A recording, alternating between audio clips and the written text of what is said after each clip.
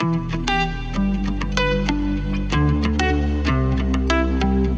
is Chat Point with Jesse Diaz.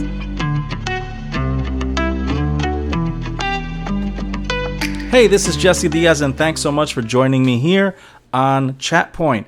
I wanted to just give a shout out to quite a few folks who have joined the Facebook page recently. I do appreciate that. I hardly ever announce it here or promote it, so I'm going to do it today, I guess. But you can join my page, right? You can like it or whatever. On Facebook, it is Chat Point Podcast if you haven't done that yet. And then you'll get a notification when I put out a new episode, or if there's anything else, any information. I try not to be on there too much. I'm not trying to be all over people's Facebook pages and whatever in your feed. But when I do put on an episode, it will be there. And just remember, you can also subscribe directly to this podcast on any of the places where you listen to podcasts, like Spotify, Apple Podcasts, iHeart. There's quite a few places out there where you can subscribe directly to it, and then you'll always get a notification. All right. So again, thanks to those who have joined us and who are going to stay in touch and hang out with us here as we continue to share always a word that's positive, a word that just gets us thinking and reflecting about how God is present in our lives, in our day, in everything we do. He's there. And speaking of him being there all over our lives, the other day at church, one of the guys who does the communion message, which is pretty cool. I go to Go Church and in Spring Hill, and we different people will do the message for our communion. So it's not always the pastor. It could be, and that's great because it's there's variety, right, of different leaders sharing. And one of those leaders, his name is Vance. Very cool. Shout out to Vance, by the way, if you're listening to this. He brought a word that was it just got me thinking for a while. I was like, whoa. So he brought up the way just recently at the Paris Games, right? There was this whole incident in the beginning of it. There was a performance where it was seen as a depiction of Leonardo da Vinci's The Last Supper. It was obviously very offensive to many, and others didn't think so much of it, but it's caused a great controversy because the people who did it said, well, it really wasn't that, it's this other thing. We're not trying to do that. But regardless of what their intention was and the craziness that has come out of it, it brought a lot of drama online and in different places. But what was cool about where Vance took this, though, and it got me thinking, and then it inspired me actually to today's episode, which, as you saw, the title is Picking Our Battles. Okay. One of the things that he got us thinking about was he kind of closed with him reflecting on that whole thing, and then he thought to himself, if I were confronting these people as a Christian, and if Jesus were confronting them, probably his question would be, how can I love you? That stuck with me. How can I love you through this? Yes, I'm feeling offended right now, or I'm uncomfortable with what you just said, or this just, I don't know, it's making me feel a certain kind of way. I'm not sure what your intentions were with this or with that, but how can I love you through that? Man, it got me thinking. And it reminded me of in the 80s when they used to have this, remember those what would Jesus do stickers or, buttons, and it was all over the place. It was the four letters, right? WW JD, right? What would Jesus do? Yeah. and it got me thinking, even more than what would Jesus do, what did Jesus do? What did Jesus do? He loved them. He loved the people. He forgave the people that were doing things that most of us would not be able to forgive someone for. You know what I mean? He's sitting there with the disciples, and he's sitting with Judas just right there. And Judas is planning all these crazy things. And he's like, I still love you, Judas. You're about to do this, but I still love you. And even when they're out there and he's getting taken away and he kisses him on the cheek, that's another moment where Jesus could have said, hey, and obviously, say something mean or hey, traitor. Hey, so what are you doing here? He calls him friend. He says, hey, what do you do? How's it going, friend? Something like that, if we were to paraphrase. So again, Jesus kind of modeling not what you and I see every day from people. And, the unfortunate thing is that nowadays, because we have social media, and again, I don't know how I feel about social media. I have Facebook and I have a few of these things. I need them for the ministry because, I use it to, send the message out through it. But sometimes I wonder, man, there's so much damage that comes out of this because people get bold when they're online. They get bold. They dare to be offensive.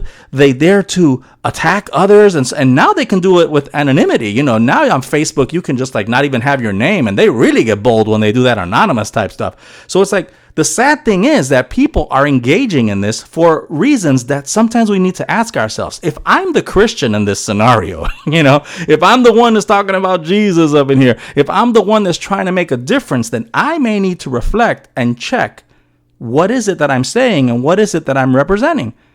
Now, you might not be very excited about this message right now, but, bear with me for a second because I think this is going to help folks out. We don't need all that drama in our lives. We really don't. I know I don't. Now, hence my title, Picking Our Battles. Now, there's battles that you cannot avoid. There's battles that you're just going to have them because they must be had, There's different kinds of battles. But you need to ask yourself, when you're about to be in a conflict where you can just smell that conflict around the corner, you're about to be in it.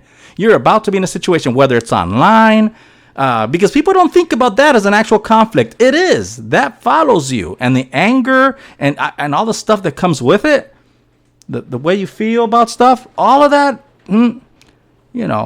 it creates certain feelings inside of you that are just not healthy for a Christian, not healthy for us. So while, yes, there's different types of battles, you and I then have to know the difference. There's different kinds of battles. Like I said before, there's some that you just have to have them. You have to have that battle. What kind of battles are those? Well, I'm not an expert on this, but I'd say, sickness, right? When you're sick, regardless of what sickness it is, there's a battle to be had there. Temptation, when you have to deal with, being tempted for whatever, to do whatever thing that you shouldn't, it's not the path that God has for you. You just know that's not the right thing to do. But it's a battle that you're having at that moment. And there's battles that have to be had. Just think about it. How many battles, even physical ones, they were necessary? Fights for civil rights in our own country and to be free of other countries, of oppressing forces, all that kind of stuff. Those are battles that have to be had.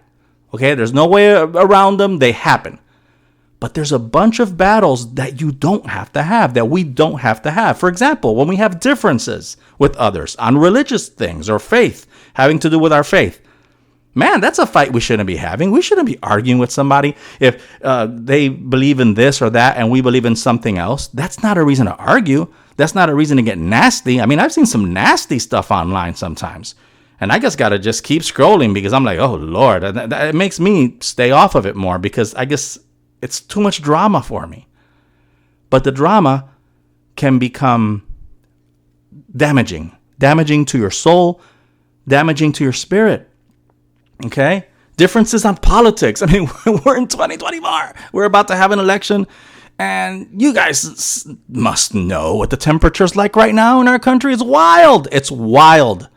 But we can't be, especially if we represent Jesus. Doesn't mean you can't have your perspective. Doesn't mean you can't have your side or whatever, the way you're going to vote and your convictions and your values. All of that is good. But you can't have this cannot be what causes a conflict between you and another person to the point where you can no longer witness that Jesus did something in your life for that person. You see where I'm going with this? Conflicts at work, conflicts with family and neighbors, those are battles that we can choose not to have. Now, it doesn't mean we're not going to stand up for our rights when we need to. It doesn't mean we're going to lie down like a rug on the floor and let abuse happen with us. I'm not saying that. That's not what I'm saying. I'm saying the conflict, the arguing, what it can lead to with the offensive speech ones toward the other, insults, the kind of stuff that makes it really hard to talk about Jesus right after that. So, again, you know, you're going to have to pick it. You're going to have to pick what battle you think you need to have. Again, there are battles we need to have. We need to have them every day to just stay on the right side. Now, there is some wisdom from the scripture, from the word, that can help us with this. And one of them is Proverbs 17:14. Okay.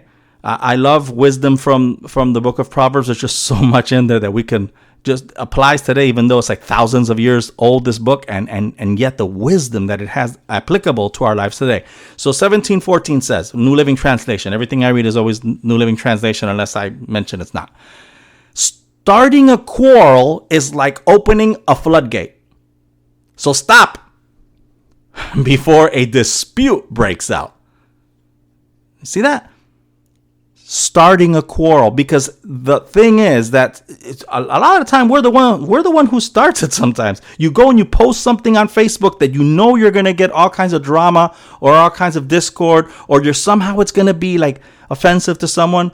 And again, I'm not trying to, because then I get the other people start, oh yeah, snowflakes, yeah, offensive. Well, I mean, if we're talking all that talk about Jesus, shouldn't we be trying to not be offensive? Shouldn't we? And some may be thinking, well, they offended me with that. I feel offended with what they said. Okay, Jesus was offended too. But let's look at how Jesus did what he did. Let's look at how he lived his life. And the disciples too. And this scripture here says starting a quarrel is like opening a floodgate. So stop before a dispute breaks out.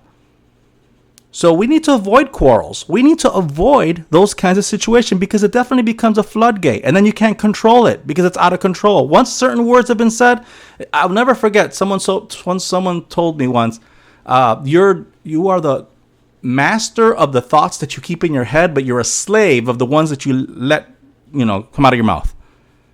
And again, I remember I like phrases like that because they make me think, that's true. And just like when you hear people say, all my life I've heard, you got to pick your battles. Okay, well, that makes a lot of sense when you look at it from this perspective now, because definitely, yes, there are battles that I need to not pick those. I need to not mess with that.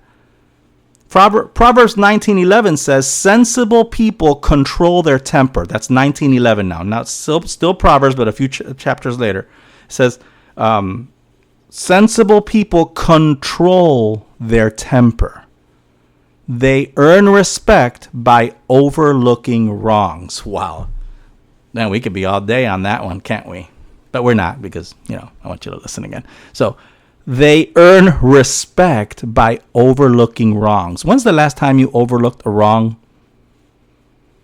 Hopefully this is something, and if it's not something that's easy for you to do, because sometimes it's not, then we need to ask Holy Spirit to help us with that. I need to be able to overlook wrongs. Again, I'm not saying that, that you're going to tolerate abuse. That there's a lot of things that I'm not saying here. What I am saying is that there is someone, I don't know, said something, and, you can't automatically assume that they meant it to offend you. Sometimes we have to give people the benefit of the doubt, or sometimes we have to take a moment and just say, okay, hold on. Is this worth it? Is having a whole moment over this, will the outcome of that moment and of that unpleasantness be worth it? So that I can just say I was right. Or so that I can just say, vent on oh my God, people venting on Facebook and things like that, and other, I just don't understand it sometimes. Are you serious? Is that how you want to spend your day? Instead of venting, how about if it's something that's really affecting you? I say, let's take that to God. Let's take it to God first, and then maybe talk to the person. If you come in not what we're saying here, right, with anger, you might be able to get somewhere. But the thing is, the way that people end up arguing and insulting each other, it doesn't help the kingdom in any way. And I want to close with this. Romans 12:18. Now I'm out of the Old Testament. Now I'm in the New Testament. This is something that Paul wrote to the church in Rome, right? But it still applies to us, because honestly, it's wisdom that should apply to our lives. 12:18 says, do all that you can to live in peace with everyone.